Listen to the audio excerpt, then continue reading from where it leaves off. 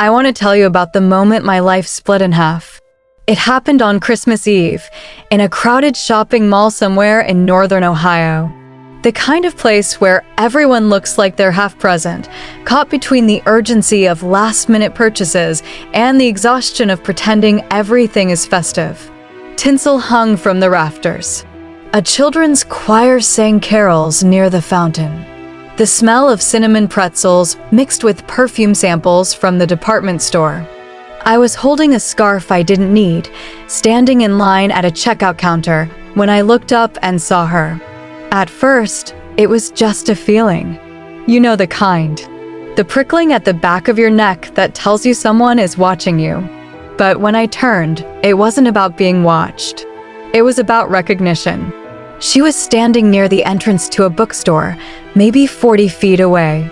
A young woman, early 20s, wearing a gray coat and a knitted hat pulled low over her ears. Her hands were tucked into her pockets, and she was looking at something in the window display. But then she shifted, just slightly, and I saw her profile. My breath caught. I don't mean that in a poetic way. I mean, I literally could not breathe for a moment. My lungs forgot how to work. Because I knew that face. I knew the way her shoulders curved inward when she was nervous.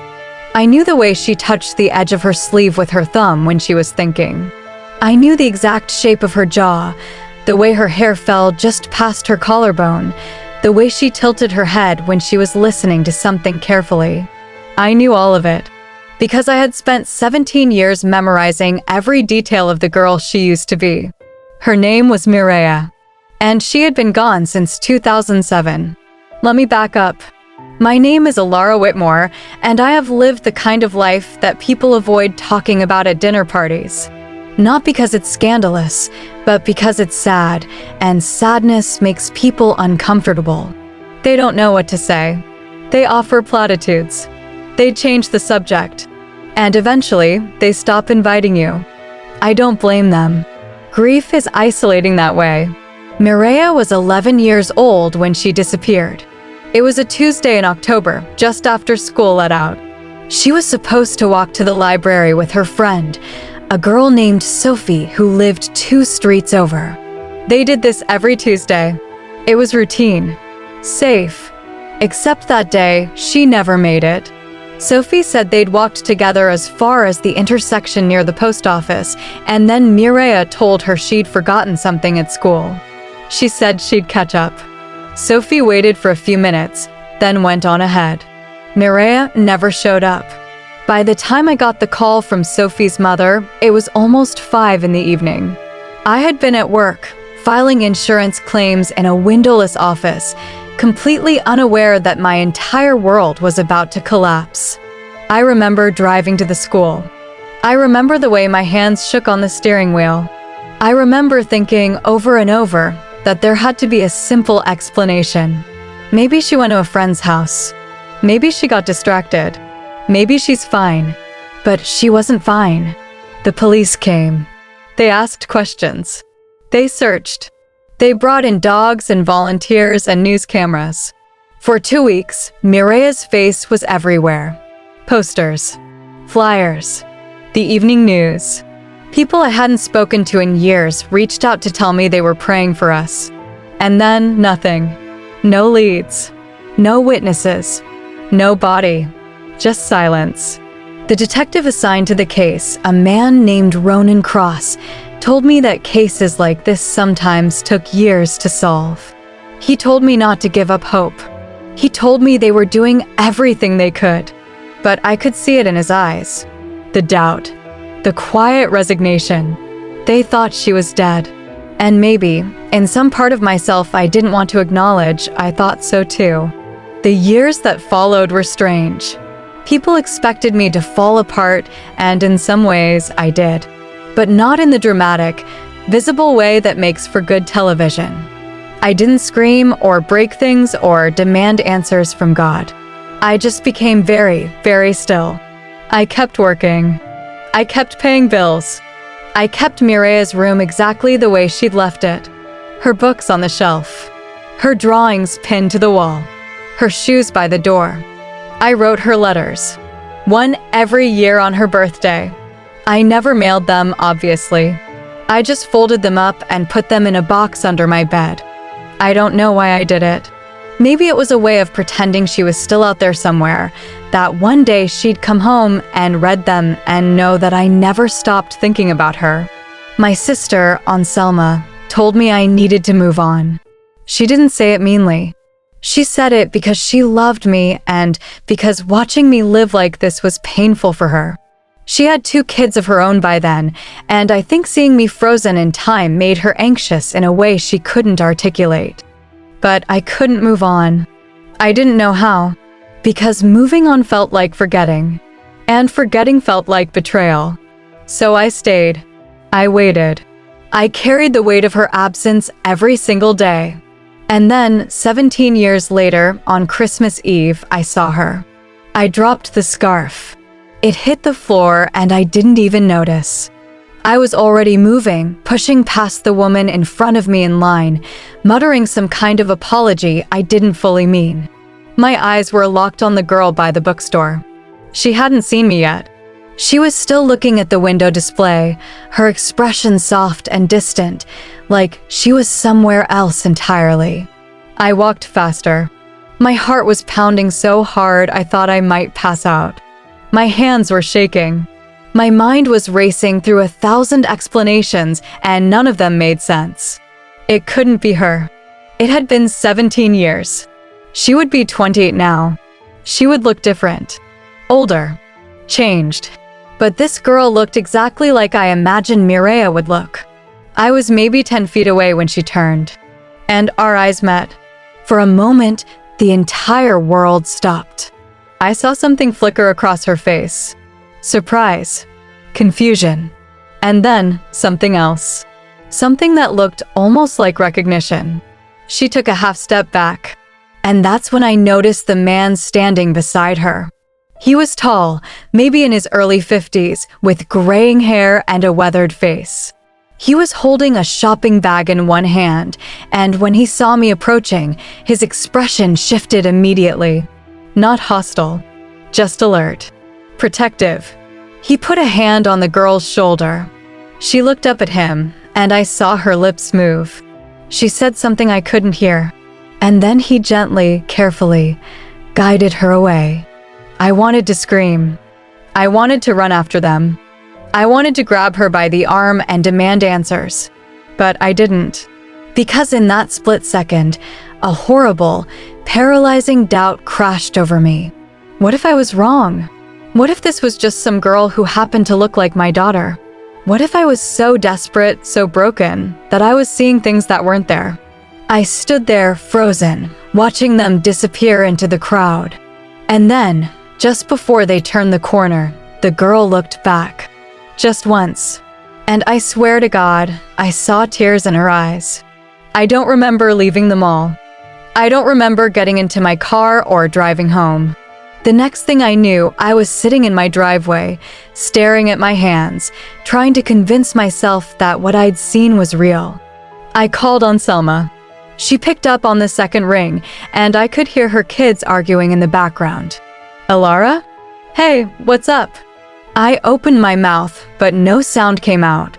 Elle? You there? I saw her, I whispered. There was a pause. Saw who? Mireia. Silence. Elara. I know how it sounds. I know. But I saw her, Anselma. At the mall. She was right there. I looked right at her. Anselma exhaled slowly. I could hear her moving to another room, away from the noise. Okay, she said carefully. Okay, tell me exactly what happened. So I did. I told her everything. The girl by the bookstore. The man. The way she looked at me. The way she walked away. When I finished, Anselma was quiet for a long time. Elle, she said finally, I need you to hear me, okay? I'm not saying you didn't see something, but it's been 17 years. People can look similar, especially from a distance. It wasn't just similar. It was her. Are you sure? I wasn't. Not completely. But I couldn't say that out loud. I have to go back, I said. What? I have to go back to the mall. Tomorrow. I have to see if she's there again. Elara, I don't think that's a good idea. I don't care. Elara, I'm going back. I hung up before she could argue. I didn't sleep that night. I lay in bed, staring at the ceiling, replaying every second of what I'd seen. I questioned every detail. The color of her coat, the shape of her face, the way she moved. Was it really her? Or was I losing my mind? By the time the sun came up, I still didn't have an answer. But I knew I couldn't stay home. I got dressed, skipped breakfast, and drove back to the mall. It was Christmas Day. Most of the stores were closed, but the mall itself was open, hosting some kind of holiday event for families. There were kids running around in elf costumes, a Santa photo booth, a hot chocolate stand. I walked through the entire building twice, scanning every face, every corner, every entrance. Nothing. I went to the bookstore where I'd seen her. I asked the employees if they'd noticed a young woman in a gray coat the day before. They looked at me like I was crazy. I went to security. I asked if they had cameras near the bookstore entrance. They told me they couldn't share footage without a police report. I stood in the middle of the mall, surrounded by families and laughter and Christmas music, and felt more alone than I had in years. I was about to leave when I saw them. They were near the food court this time, sitting at a small table in the corner. The man was holding a coffee cup. The girl was looking at her phone. I didn't think. I just moved. I walked straight toward them, my heart hammering, my hands clenched into fists. The man saw me first. He stood up immediately, his body language tense but controlled. The girl looked up, and this time, there was no mistaking it. She knew exactly who I was. "Please," the man said quietly, holding up one hand. "Just wait." I stopped a few feet away, breathing hard. The girl was staring at me. Her eyes were wide, her face pale. She looked terrified. "Who are you?" I said, my voice shaking. The man didn't answer. He glanced at the girl, and I saw something pass between them. Some silent communication I couldn't read. "I'm calling the police," I said. "Please don't," the girl said. Her voice hit me like a punch to the chest. Because I knew that voice. I had heard it 1,000 times in my memory. Higher pitched, younger, but unmistakably the same. "Maria?" I whispered. She flinched. Tears were streaming down her face now, and she was gripping the edge of the table like she might collapse. "Please," she said again. "Please don't call the police." "Why not?" I said, my voice breaking. "Why the hell not?" The man stepped forward slightly, not aggressive, just protective. "Because," he said quietly, "if you do, you'll destroy everything we've spent 17 years trying to protect." They took me to a quiet corner of the mall, away from the crowds. We sat on a bench near a closed storefront, and for a long time, no one said anything. I kept staring at the girl, at Mireia, because it was her. I knew it was. Every part of me knew. But I also didn't know her at all. She looked different up close. Older, obviously, but also tired in a way that had nothing to do with sleep. There was a guardedness in her eyes, a careful distance, like she was constantly assessing whether or not it was safe to be present. The man sat beside her, his posture still alert, still protective. "My name is Jonah Hale," he said finally. "And I know you have a lot of questions. But before I answer any of them, I need you to understand something." I didn't say anything. I just waited. "I didn't take her," he said. "I saved her." I felt something cold settle in my chest. "What are you talking about?" Jonah glanced at Mireia. She nodded, just barely. "The day Mireia disappeared," he said, "she wasn't abducted by a stranger. She was taken by her biological father." I blinked. "What?" "You didn't know," Jonah said. It wasn't a question. "No," I shook my head, confused. Mireia's father left before she was born. I never even told her his name. "His name was Daniel Kane," Jonah said. And he was dangerous. The story Jonah told me was almost impossible to believe. But as he spoke, pieces I hadn't even known were missing started to fall into place. Daniel Kane had been a brief, reckless part of my life when I was 22. We dated for maybe 3 months before I realized he was controlling, paranoid, and volatile. I left him. I didn't tell him I was pregnant. I thought that was the end of it. But apparently, Daniel had spent years looking for me. And when he finally found us, when he learned he had a daughter, he became obsessed with the idea of taking her. He didn't want custody. He wanted ownership. The day Mireia disappeared, Daniel had been waiting near her school. He convinced her to get into his car, told her I'd sent him, told her there was an emergency. By the time she realized something was wrong, they were already out of the city. Jonah had been a social worker at the time, working with at-risk families. He'd been tracking Daniel for months, trying to build a case against him for threatening another woman he'd been involved with. When he heard about Mireia's disappearance, he connected the dots. He found them in a motel 2 states away. Daniel was erratic, violent, convinced that the police were coming to take Mireia from him. Jonah made a choice. He got Mireia out, but he didn't bring her back. Because Daniel had convinced Jonah of one thing: if Mireia went back, Daniel would find her again. And next time, he wouldn't stop. So Jonah took her. He changed her name, moved across the country, raised her in hiding. He told her the truth when she turned 18. Told her about me, about what had happened, about the choice he'd made. And he let her decide what came next. I sat there, staring at Jonah, trying to process what he'd just told me. "You're saying," I said slowly, "that you've had my daughter for 17 years. And you never told me she was alive." Jonah's expression didn't change. "Yes, you let me think she was dead. Yes, you let me grieve. Yes." I wanted to scream. I wanted to hit him. I wanted to collapse and never get up again. But all I could do was look at Mireia. She was crying quietly, her hands folded in her lap, her shoulders shaking. "Why didn't you come back?" I whispered. She looked up at me, and the pain in her eyes was so raw it made my chest ache. "Because I was scared," she said. "I didn't know if you'd believe me. I didn't know if you'd want me back after all this time. I didn't know if you'd forgive me. Forgive you." I said, my voice breaking. "You were 11 years old. You didn't do anything wrong." "I left," she said. "I got in his car. I should have known better. You were a child.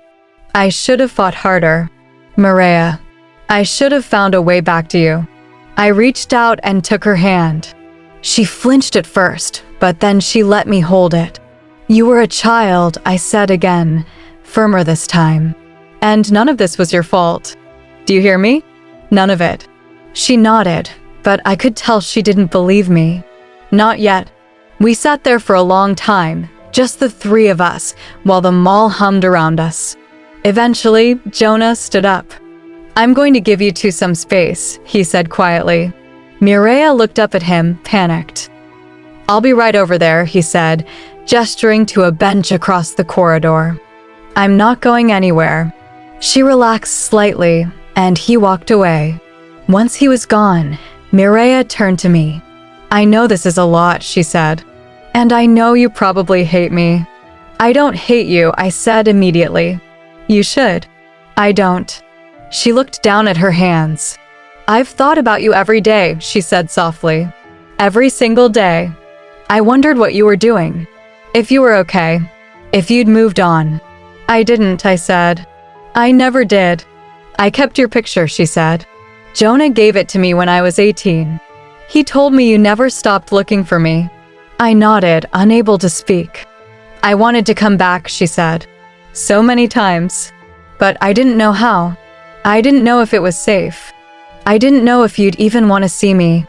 "I've wanted nothing else," I said, my voice breaking. "For 17 years, I've wanted nothing else." She looked at me, and for the first time, I saw something soften in her expression. "Can I hug you?" she asked quietly. I nodded, and she leaned into me, and I wrapped my arms around her and held her like I used to when she was small. And for the first time in 17 years, I felt whole. We spent the rest of Christmas Day together. Jonah joined us after a while, and the three of us sat in a quiet coffee shop and talked. Really talked.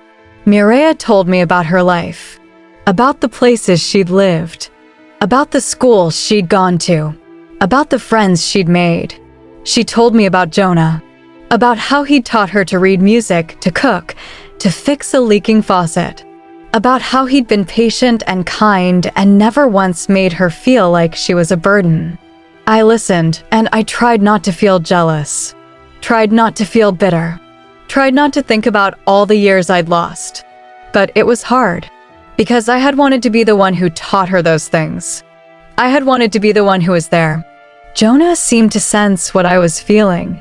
"I know this doesn't make it right," he said quietly. "And I'm not asking you to forgive me. But I need you to know that I never tried to replace you. I told Mireia about you all the time. I made sure she knew you loved her." I looked at him, this man who had stolen 17 years from me, and I tried to hate him. But I couldn't, because he had kept her safe. He had kept her alive. And that was more than I'd been able to do. Over the next few weeks, Mireia and I started to rebuild something that resembled a relationship. It wasn't easy. There were awkward silences. There were moments when I didn't know what to say or how to act. There were times when I looked at her and saw a stranger. But there were also moments when I saw my daughter. The way she laughed. The way she tilted her head when she was thinking. The way she touched the edge of her sleeve when she was nervous.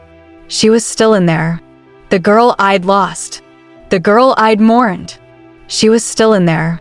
Jonah stayed close, but he gave us space. He rented a small apartment nearby and made it clear that he wasn't trying to intrude. He just wanted to be available if Mireia needed him. And she did. Often. Because as much as she wanted to reconnect with me, Jonah was the person she'd relied on for 17 years. He was her stability, her safety. I tried not to resent that, tried to understand. But it was hard. One night, a few weeks after Christmas, Mireia came over for dinner. I made spaghetti, which had been her favorite when she was little. I didn't know if she still liked it, but I wanted to try. She ate quietly, and we talked about small things. The weather, a book she was reading, a movie she wanted to see. And then, out of nowhere, she looked up at me and said, "I'm sorry." I frowned. For what? For leaving. For not coming back sooner. For making you wait. "Mireia, I know you say it's not my fault," she said, "but I still feel like it is. I feel like I should have done more. Should have fought harder. Should have found a way." I put down my fork and reached across the table to take her hand. "You were a child," I said, "and you survived. That's what matters. That's all that matters." She looked at me, and I saw tears in her eyes. "I missed you," she whispered. "I missed you too," I said. "Every single day." She squeezed my hand, and we sat there in silence, holding on to each other. Spring came slowly that year. Mireia started coming over more often. We started building routines. Sunday dinners, movie nights, walks in the park. It wasn't the same as it had been. It couldn't be. Too much time had passed. Too much had changed. But it was something. And something was more than I'd had in 17 years. Jonah came to dinner once at Mireia's request. It was awkward at first, but he was kind and respectful, and by the end of the night, I found myself almost grateful to him. Almost. Because I still didn't know how to reconcile what he'd done, the choice he'd made, the years he'd taken from me. But I was trying. One afternoon, Mireia and I were sitting in my living room, going through old photo albums. She stopped on a picture of herself at age 7, sitting on a swing set, grinning at the camera. "I don't remember this," she said softly. "It was at the park near our old house," I said. You used to beg me to push you higher and higher. You said you wanted to touch the sky. She smiled, but it was sad. I wish I remembered more, she said. You were young, I said. It's okay. She looked at me, and I saw something vulnerable in her expression. Do you ever wish things had been different? She asked. Every day, I said honestly. Do you ever wish you could go back? I thought about that for a moment. No, I said finally. Because if I could go back, I wouldn't know what I know now. I wouldn't have you sitting here with me, and I wouldn't trade that for anything. She nodded, and I saw her eyes fill with tears. I love you, Mom, she whispered. It was the first time she'd called me that in 17 years. I pulled her into my arms and held her tight. I love you too, I said. I never stopped. Summer came, and with it, a kind of peace I hadn't felt in a long time. Mireya moved into an apartment closer to me. We started texting every day. She told me about her job, her friends, the little frustrations of daily life. It was ordinary, mundane, and it was everything. One evening, she invited me over to her apartment. Jonah was there too, and the three of us had dinner together. It was strange, sitting across from the man who had kept my daughter from me for so long. But it was also strangely comfortable, because I could see now what he had given her. Stability, safety, a life. And I could see that he loved her. Not as a father, exactly, but as someone who had devoted his entire life to protecting her. After dinner, Mireya excused herself to take a phone call, and Jonah and I were left alone in the living room. Thank you, I said quietly. He looked at me surprised. For what? For keeping her safe. For being there when I couldn't be. He nodded slowly. I know it doesn't make up for what you lost. No, I said. But it's something. We sat in silence for a moment. I'm not asking you to forgive me, he said. I know what I did was wrong in a lot of ways. But I'd do it again. Because she's alive. And she's safe. And that's what matters. I thought about that for a long time. I don't know if I can forgive you, I said honestly. But I can try to understand. And I can be grateful. Because you gave me my daughter back. He smiled, just a little. She never stopped being yours, he said. Fall came, and with it, the anniversary of the day Mireya disappeared. October 14th. I used to spend that day in bed, unable to move, unable to think. But this year, Mireya came over. We made tea and sat on the porch and talked about everything and nothing. And when the sun set, she looked at me and said, I'm glad I'm here. Me too, I said. And I meant it. Because the truth was, we couldn't get back the years we'd lost. We couldn't undo the pain. We couldn't rewrite the past. But we could build something new. We could choose to move forward. Together. I think about that sometimes. About the choices people make. About the ways life fractures and heals. Jonah made a choice 17 years ago. A choice that took my daughter from me. A choice that broke my heart. But it was also a choice that kept her alive. And I don't know if I can forgive that. I don't know if I should. But I know this. Love doesn't always look the way we expect it to. Sometimes it's messy. Sometimes it's painful. Sometimes it's complicated. Sometimes the people who save us are the ones we least expect.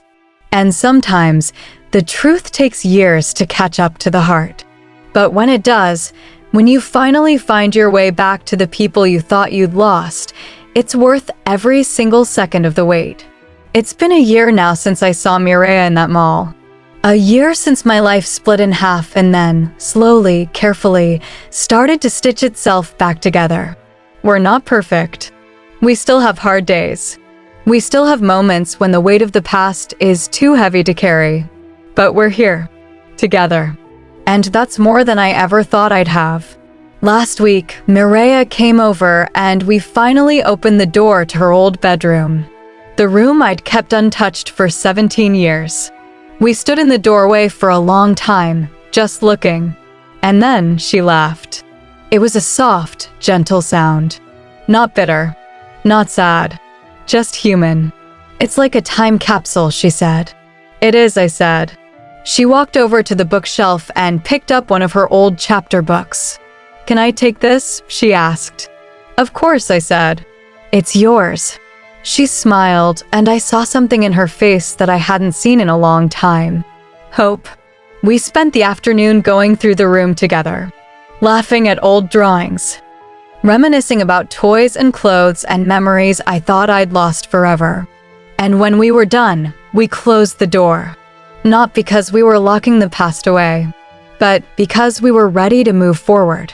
If you believe that family isn't always defined by blood, but by love and sacrifice, then you understand the heart of the story. Because sometimes, the people who save us are misunderstood. Sometimes, the truth takes years to surface. And sometimes, healing doesn't mean forgetting. It means learning to carry the weight together. Thank you for listening to their side of the story. I still write Mireille letters, but now I give them to her, and she writes back.